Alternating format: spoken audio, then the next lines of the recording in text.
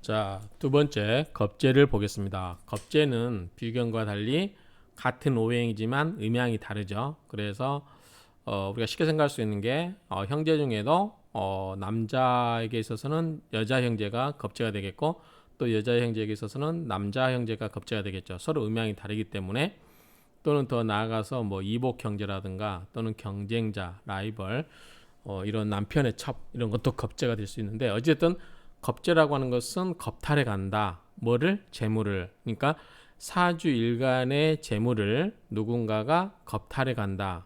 그러면은 사주일간 일주의 주인공에게 있어서는 재물을 뺏기는 거고 이 재물을 가져가는 사람이 겁제인 거죠. 그래서 이 겁제는 겁제가 오면은 사주일간에게는 재물이 나갈 일이 있다. 그래서 그런 경우는 사업을 할 경우에 동업을 해라라고 이야기를 안 하죠. 동업할 때 조심해라. 그렇죠? 비견은 이제 어떻게 보면은 같은 어깨를 견줄 수 있는 사람이기 때문에 뜻을 같이 하는 사람이라고 할 수 있어요. 그래서 같이 으쌰으쌰하고 뭐 뜻도 같고 하지만 어떨 때는 경쟁도 되고 또 안 좋게 쓸 때는 비견을 위해서 돈도 쓸 수는 있겠죠. 그렇지만 이 겁제는 아예 대놓고 나의 재물을 가져가려고 할 수 있는 사람이구나 이렇게 생각을 하면 되겠죠. 그래서 이 거래 관계라든가 이런 것에 있을 때 내 재물을 가져갈 수 있기 때문에 그런 경우를 조심하라 이렇게 이야기할 수 있겠죠. 자, 겁제는 내 재물을 가져가는 거기 때문에 내 정제를 파극시킨다라고도 보이고요.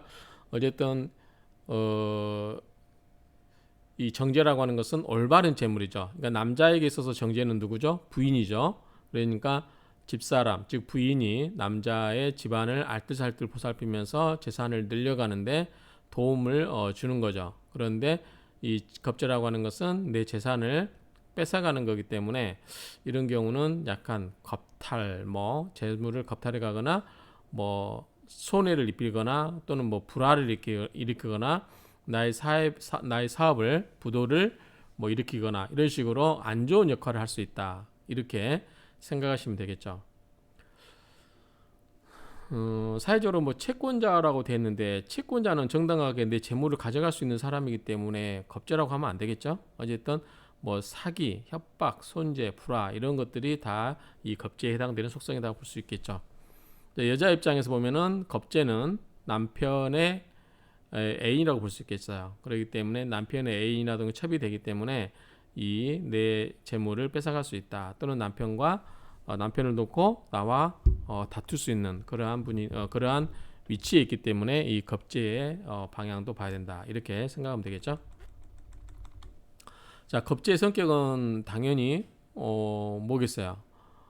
내 재물을 가져가려고 하는 사람이기 때문에 나와 대립각을 세우겠죠. 대립각을 세우고 뭐 표면으로는 대놓고 안 하지만 조용하게 또는 음험하게 음적으로 이렇게 음성적으로 내 재산을 가져갈 수 있는 사람이다라고 보는 게 이제 이 겁제로 보겠죠. 만약에 대놓고 가져가면 떠들썩하게 가져가면 뭐죠? 우리가 그거를 예방할 수 있겠죠. 그렇죠?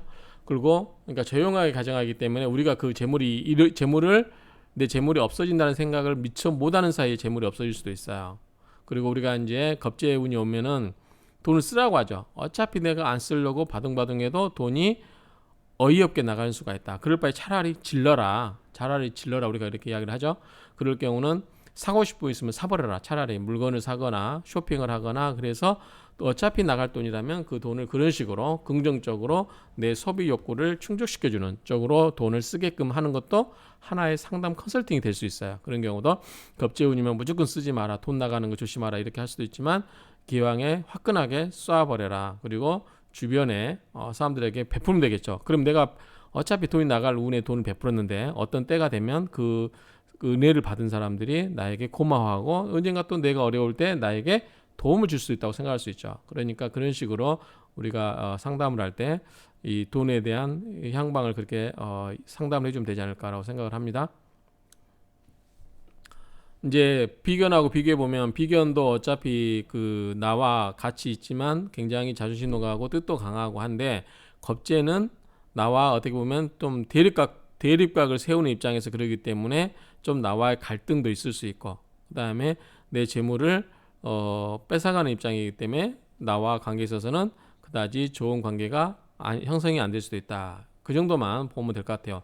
이 나머지는 이런 말들은 이렇게 이제 설명하신 선생님들이 계시는데 일단은 인용을 해놨는데 차후에 이제 좀 이렇게 좀 더 저도 공부를 해가면서 이제 좀 내용을 업그레이드 하겠습니다. 어쨌든 이렇게 주장을 하시는 분들 있어요. 특히 이제 백민 선생님 같은 경우 이렇게 하고 있는데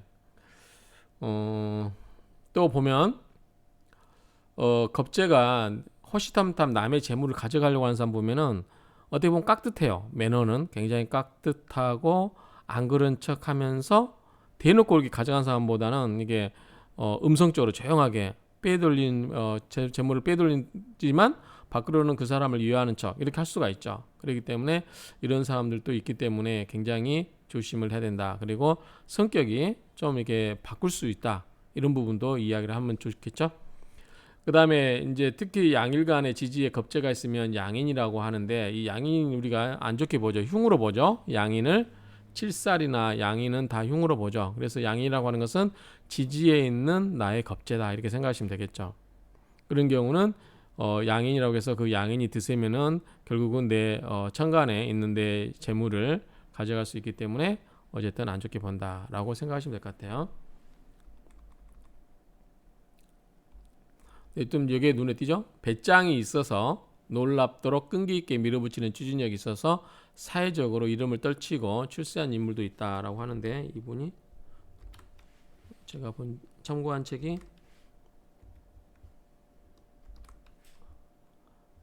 백민 선생님이네요. 어쨌든 이런 부분도 있고 그 다음에 겁재가 하나만으로는 판단 내리기가 무리가 있다.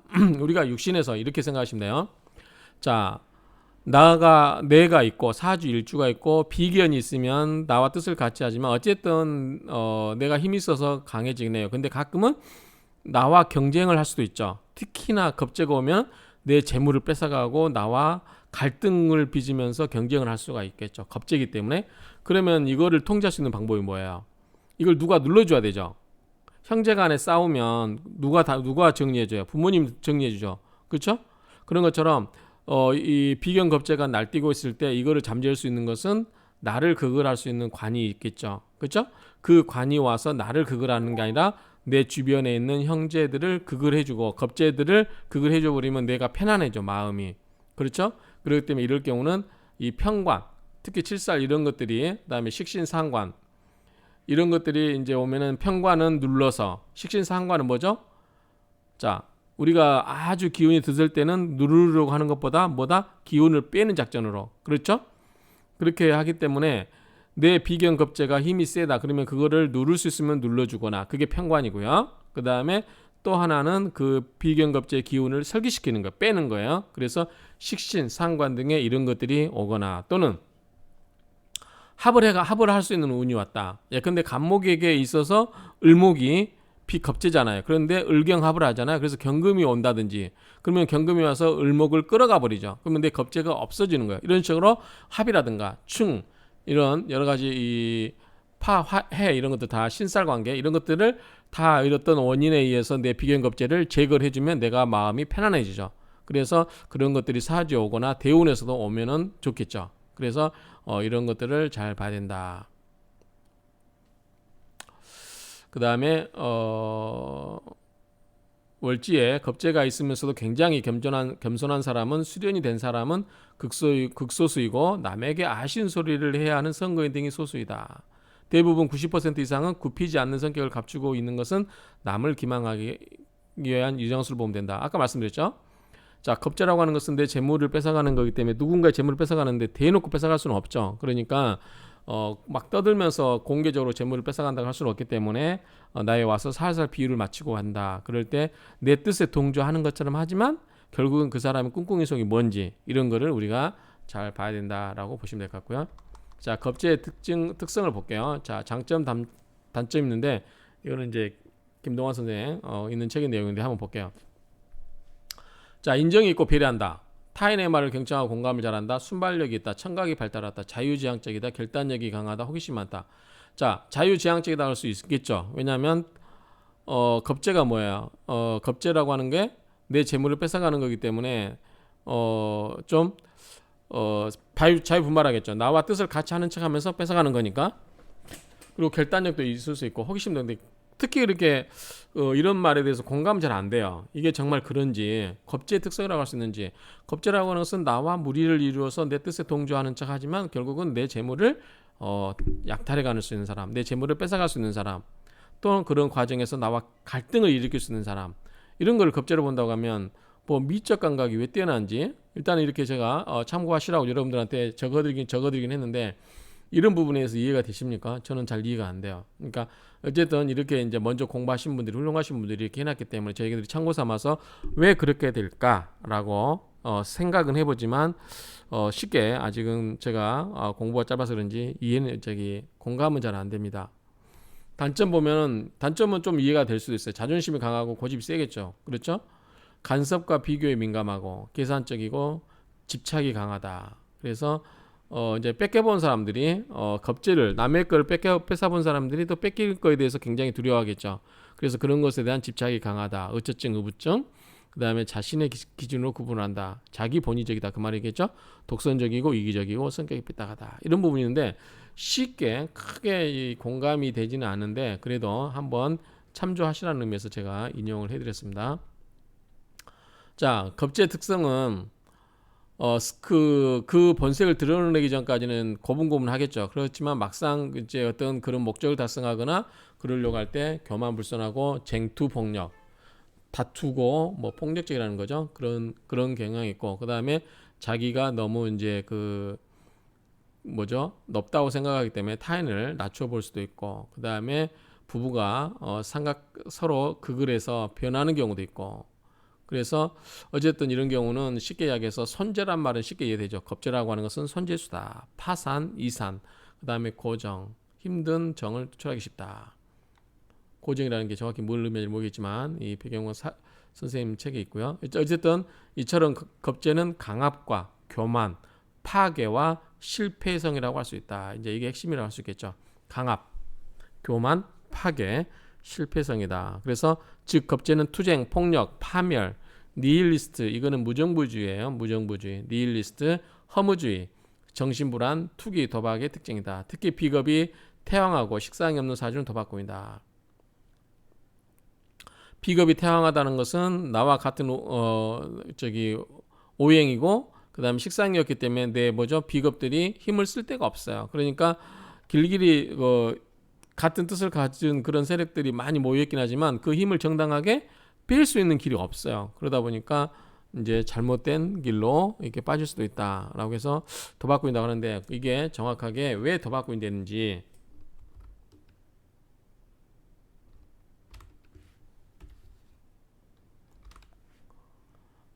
송월스님이 이제 송월스님 책에 있는 내용인데요. 왜 이렇게 되는지 도박꾼 난폭해지겠죠. 일단 비겁이 태왕하고 식상이 없으면 에너지가 넘친 형제들끼리 모아놓으니까 막 이리저리 날뛸 수가 있잖아요. 그런 부분은 이해가 될 수 있는데 이제 어쨌든 도박꾼이다. 뭐 이렇게 이야기하는데 한 번 더 생각을 해보시면 될 것 같고, 그 다음에 사주 중에 겁재가 많으면 뭐죠? 자기 정제에 대해서 재물을 뺏기는 거니까 남녀 공이 배우자와 자녀를 극해하고, 남자 입장에서는 정제가 배우자니까 이해가 되죠. 자녀는 여자 입장에서는 식상이고 그렇죠? 남자 입장에서는 관이란 말이에요. 근데 겁재가 많으면 왜 남녀 공이라고 했을까? 이런 부분 좀 고민을 해봐야 될 것 같아요. 남자 입장에서는 배우자를 극해하는 거죠. 왜냐하면 정제를 파극을 시키니까. 그다음에 형제 자매 친구 간에 불화를 일으키기 쉬우면 이건 당연하죠. 형제 자매 친구는 전부예요. 나와 같은 건데 나와 같은 오행인데 겁재가 있기 때문에 당연히 사이가 안 좋아지는 거고요. 세상의 불신이 비방을 철회하기 쉽다. 사주 중에 편인이 있으면 이와 같은 특성은 더욱 강해지나, 편인은 뭐죠? 한쪽으로 치우친 생해주는 거죠. 강해지나, 반면 정관이 있으면 어떻게 돼요? 눌러버리겠죠. 정관이 와서 겁재를 누를 수 있습니다. 이 정관이랑 뭐해서 나를 극을하는 거죠. 음양이 다른 거죠. 겁재는 뭐예요?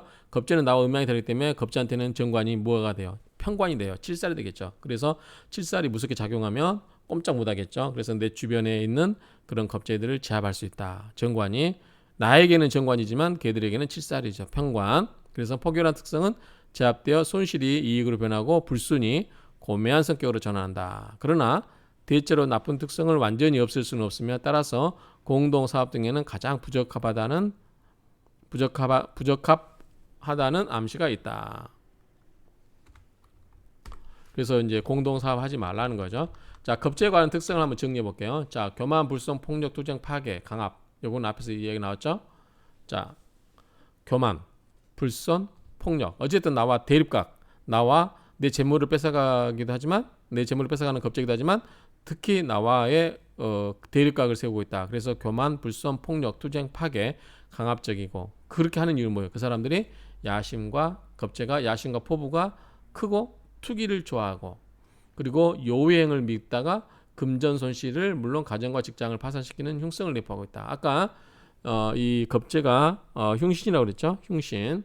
그렇기 때문에 겁재는 뭘 파악시키나? 정제. 정제는 뭐예요? 올바른 재물이에요. 그러니까 정정당당하게 경제활동하고 돈을 버는 그것을 깨버리는 거죠. 이 겁재가. 그렇기 때문에 이런 부분이라든가 투기라든가 이런 걸로 이야기가 되는 것 같아요. 그래서 겁재는 강압적이거나 폭력으로 행동하는 성격이 강하다. 이렇게 정리할 수 있겠죠. 자, 겉으로는 순한 양처럼 행동하나 속으로는 자존심은 물론 교만함과 아집이 강하며 잔인하도록 냉혹한 타입이다. 그러나 다른 사람이 자신을 해치거나 억압하지 않으면 절대로 성을 내지 않는 타입이다. 어쨌든 겉으로는 그러니까 상대방이 어떤 재물을 뺏어가려고 할 때 조용하게 하죠. 그러다가 상대방이 들키면 그때는 난폭하게 변하겠죠. 그걸 뺏기 위해서 폭력도 쓰겠죠.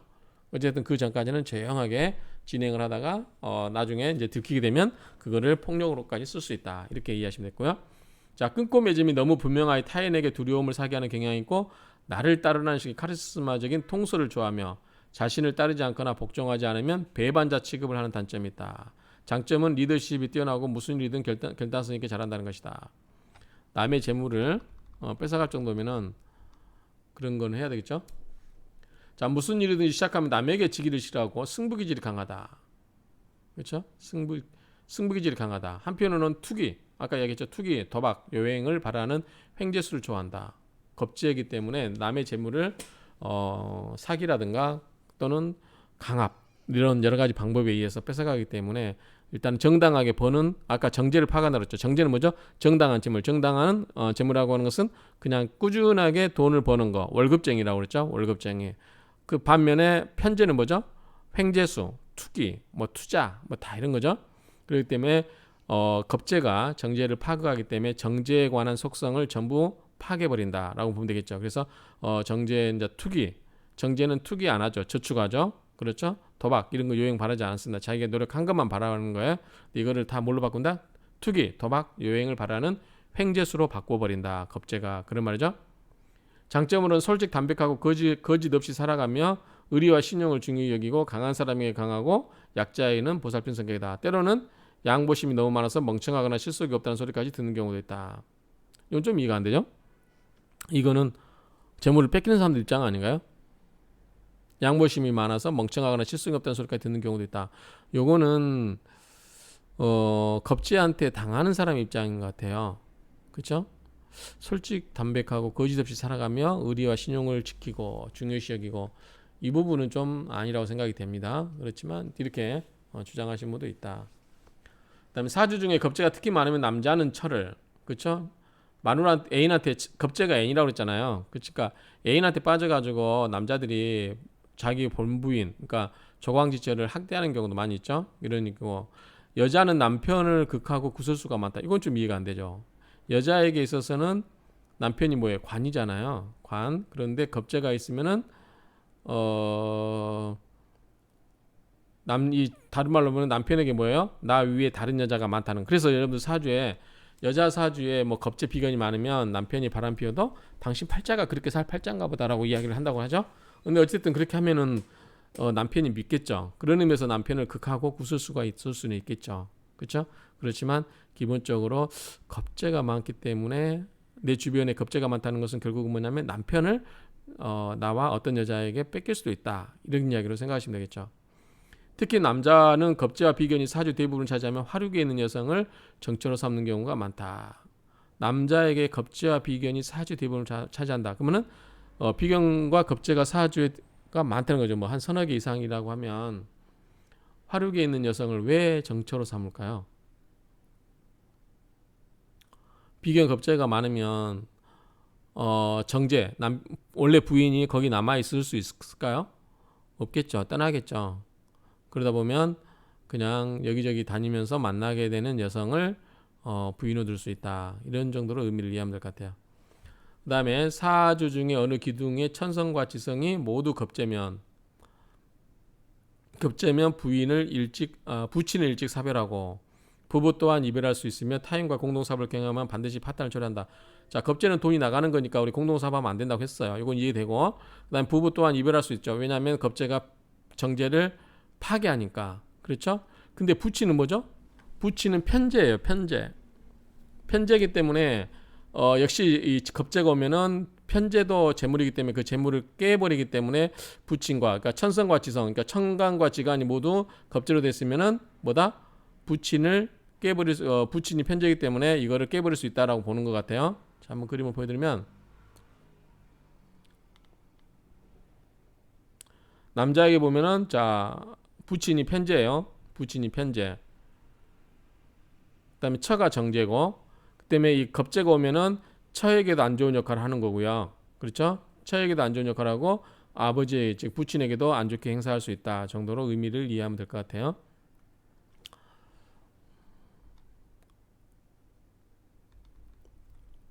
자, 겁재와 양인이 있으면 양인도 아까 지지에 있는 지지에 있는 겁재라고 그랬죠? 겁재와 양인이 있으면 외면은 화려해도 뭐예요? 다 뺏기는 거죠. 그러다 보니까 내면은 공고하고 가정 또한 적막하고 혼담 또는 파악이 쉬우며 재물로 인하여 화를 입는 경우를 종종 당한다. 어쨌든 겁재라든가 양인이면 재물도 뺏기고 그다음에 전물을 뺏기기 때문에 원래 있어야 될 재물인 정제라든가 이런 것들이 파극을 당해서 이 가정이 편안하지 않다 정도로 이해하면 될 것 같아요. 그다음에 사주상 어디든지 겁재가 있으면 혼담은 한 번만으로 정해지지 않냐고 자꾸 깨진다는 얘기죠. 그다음에 형제 중에 이복 형제가 있는 수가 있다. 연 또는 월 중에 겁재가 있으면 뭐예요? 겁재가 있으면 뭐예요? 장자는 못 된다. 당연하겠죠. 자, 겁재가 있다는 거는 내 자리를 내 재물을 뺏어가는 거예요. 그렇기 때문에 일간 입장에서는 뭐다? 내 재물 일간 입장에서는 연월 내 겁재가 있으면은 내 다른 형제가 있다 하기 때문에 장자는 못 된다. 그 정도 이해하면 될 것 같고, 겁재와 상관이 같은 기둥에 있으면 자, 겁재는 내 재물을 뺏어가고 상관은 뭐죠? 나의 관을 상하게 하는 거예요. 그렇죠? 상관은 내 기운을 빼가지고 내 관을 상하게 하기 때문에 이런 경우는 만심, 마음을 속이고 상관. 그래서 거만한 정이다. 하여 무리한이 되기 쉬며, 자, 상관은 관을 상하기 때문에 좋지 않죠. 관이라는 건 뭐예요? 나에게 있어서 올바른 어떤 조직 문화라든가 내가 올바르게 그렇게 행동해야 될 그런 어떤 기준이라고 보면 관이 그런 규칙이라든가 이걸 의미한다면 상관이 그걸 깨버리기 때문에 나에게 있어서는 이게 좋지 않다는 거죠. 그래서 무리한이 되다. 원칙을 깨버리기 때문에 무리한이 되고, 또 이것이 시주에 있으면 자손에게 해로운 일이 있다. 그렇죠? 어쨌든 겁재가 있으면 안 좋다는 거예요. 연자리에 있으면 조상, 월자리에 있으면 부모 형제, 그 다음에 일지에 있으면 처에게, 그 다음에 시주에 있으면은 자손에게, 이렇게 이해하시면 되죠. 자, 겁재, 상관과 양인이 동조하면 다 시끄럽죠. 겁재, 상관, 양인 다 안 좋은 작용만 하는 것들이, 이런 것들이 막 세 개나 있고 그러면 개옥, 겁난 또는 변사의 재화를 당하지 않냐면 단명하거나 극변할 경우가 많다. 안 좋게 작용한다는 거죠. 겁재, 상관, 양인 다 우리가 흉으로 보는데 이런 것들이 막 서너 개씩 있어버리면 안 좋겠죠. 자, 사주가 비견겁재로 되어 있고 재성이 하나 있으면, 사주가 비견겁재로 되어 있고 재성이 하나 있으면 어떻게 돼요? 거지가 되고. 왜냐하면 재성이 하나밖에 없는데 뭐예요? 나눠 먹어야 돼요. 형하고도 나눠 먹고, 그다음에 겁재니까 여동생하고도 나눠 먹고, 재성이 하나밖에 없기 때문에 그 재성이 그렇게 부가 많지 않는데 형이나 다른 누이들과 나눠 먹어야 되니까, 많은 형제들하고 나눠 먹어야 되니까 부자다 아니다 가난하다 그 말이죠. 그래서 거지가 되고, 만약 재혼을 만나면 사망한다. 이건 좀 이해가 안 되더라고요. 왜 있는데 재혼을 만나면 사망할까요? 내 제후를 만나면 비견하고 겁재가 나누어 갔죠. 그래서 제후를 만나면 왜 사망하냐? 어느 분이 볼까요? 송월스님 책자에 신사주 명리학인가 그 책에 이렇게 있는데 어쨌든 제후를 만나면 사망한다. 그 부분은 좀 고민을 해봐야 될 것 같고요. 겁재 학문은 이것도 이제 이 십성의 학문을 갖고 이야기했어요. 우리가 보통은 학문을 이야기할 때는 이렇게 이야기 안 한대요. 사회복지론, 사회복지학과는 있겠죠. 범죄론은 뭐죠? 법학과, 청소년 문제로는 뭐 교육학과라든가 아동심리 뭐 이쪽이겠죠. 외교학과, 신문방송학, 고용채권 문제론. 요거는 이것도 법학 일종인데 이거는 학문이라고 하기 좀 그렇죠. 그러니까 겁재의 속성이 뭐냐면 여러 무리가 있는데 그 무리들의 어떻게 나에게 안 좋은 역할을 하는 거죠.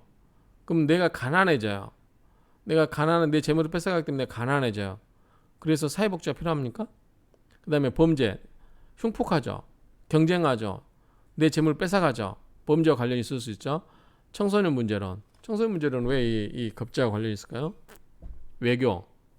외교도 어떻게 보면 넓게 보면은 그 국가 간의 그 이해관계이기 때문에 신문방송학, 고용채권 문제론 이런 거 이거는 고용채권 문제론 이건 무슨 말인지 모르겠어요. 이게 이런 과목이 있는지도 모르겠고 어쨌든 이러이러한 문제 이런 거를 겁재 학문은 이러이러한 게 있다라고 했는데 한번 같이 고민해 보았으면 좋겠어요. 우리가 자꾸 생각을 해야 됩니다. 저도 이제 그렇게 하려고 하는데 그냥 남들이 이야기했던 앵무새처럼 그대로 그냥 애우고 하려고 하는데 그럴 필요가 없어요. 여기 있는 거 애우실 필요가 없어요. 그냥 여러분들 참고하시는 단초. 여러분들이 앞으로 고민하면서 왜 비견, 겁재, 식상, 상관 이런 것들 공부할 때 이런 특성들이 왜 그렇다고 하는지를 우리가 논리적으로 이해를 할 수 있고 짐작해낼 수 있으면 돼요. 이거를 애우실 필요 없어요. 앵무새처럼 고지고대로 하도 애울 필요 없어요. 실제로 감명하면 이거 맞지도 않습니다. 어찌다 하나씩 맞는 거는 요행이라고 봐요. 저는. 그렇기 때문에 이런 것들을 가지고 우리가 사고 왜 그렇게 생각하는지를 생각해 볼 수 있는 단초를 제공하기 위해서 제가 이렇게 좀 자세하게 해드렸습니다. 그러니까 한번 보시고요. 그 다음에 겁재가 정재를 보면 시비 속에서 투기나 출자로 재미 본다. 자, 겁재는 정재는 뭐예요? 올바른 재물이기 때문에 뭐죠? 월급이에요. 월급. 따박따박 꼬박꼬박 받고 꼬박꼬박 적으면 조금씩 하는 거. 그러니까 올바른 재물 정재가. 근데 그 반대되는 게 편재죠. 편재는 횡재운 사업은 막 이런 거잖아요. 근데 겁재가 오면 정재 재물을 어떻게 돼요? 다투면서 뺏었죠. 뺏어가죠. 그렇죠?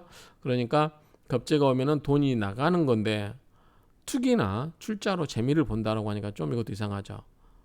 겁재 입장에서는 투기나 출자로 돈을 버는 거죠. 왜냐하면 정재를 가져와 버렸으니까 뺏어왔으니까. 근데 정재 입장에서 보면 내 재물이 뺏긴 거죠. 겁재한테. 그러니까 재미를 볼 수가 없죠. 이건 지금 어느 시각인지 모르겠지만 주어가 없죠. 겁재가네 겁재.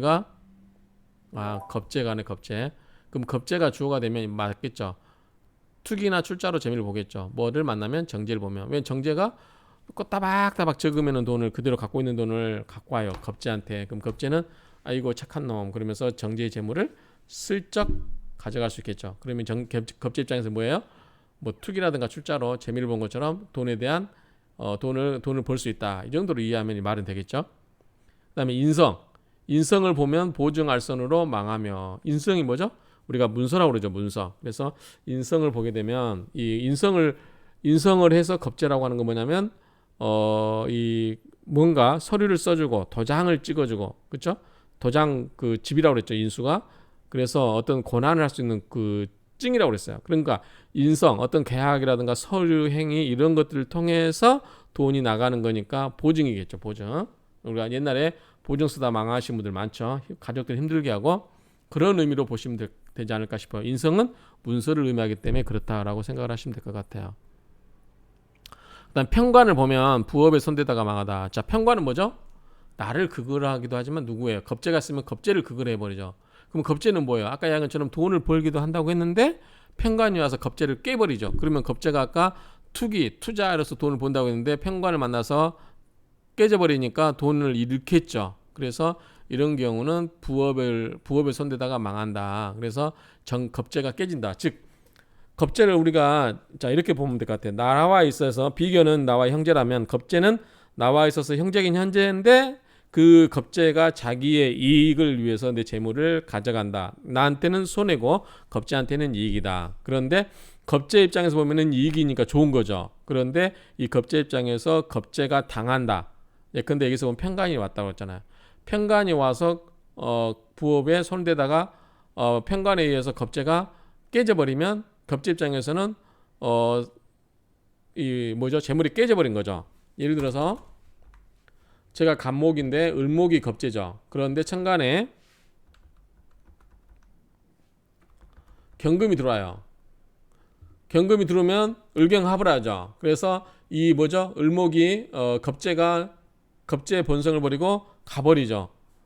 그래서 간목 입장에서는 홀가분하죠. 왜냐하면 겁제가 없어졌으니까. 그렇죠? 근데 이 간목 입장에서는 경금이 편관이죠.